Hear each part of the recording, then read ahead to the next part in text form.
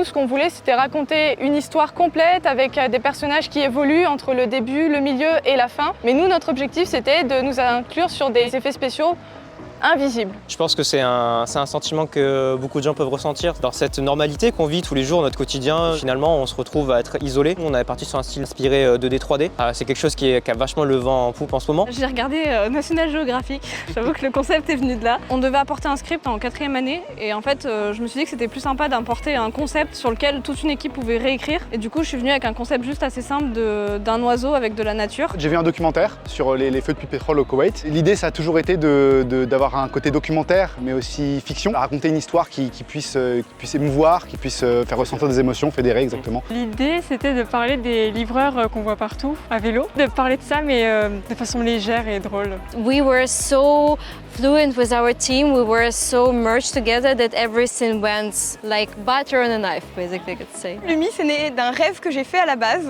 tourner dans un vrai opéra avec une scénographie et styliser en fait l'idée de base, et donc avoir une cantatrice pour un opéra. Un jour, j'avais juste dessiné un petit vampire avec un extincteur à la Wall-E dans l'espace, et après on s'est dit, mais en fait, un vampire, ça pourrait être dans l'espace. On s'est dit que c'était du coup une idée assez drôle d'envoyer un vampire dans l'espace, et en plus, on pouvait parler un petit peu du réchauffement climatique, mais en mode drôle, en mode fun. On a choisi le voyage d'une grue japonaise, une histoire simple et poétique où chacun avait son environnement pour pouvoir s'exprimer chacun à sa manière. Le film est venu du fait que j'ai toujours été passionnée par l'histoire et par l'Antiquité. On est une équipe de grands fans de Fortiche Studio. Du coup, on a essayé de matcher à leur esthétique. À la base, je parlais d'un acteur complètement raté de films de Godzilla. On s'inspirait pas mal des films du coup des années 70 japonais. Il y a une façon de jouer et c'est la meilleure façon de leur transcrire ce mood-là. À la base, on voulait faire un concept autour de Kowloon qui est un lieu iconique. Après, on est passé d'histoire en histoire pour au final arriver à celle qu'on a aujourd'hui et dont on est super fiers. The film was an idea about the grandfather of the director, which is not here, which is the idea of someone being really attached to his land, not leaving it for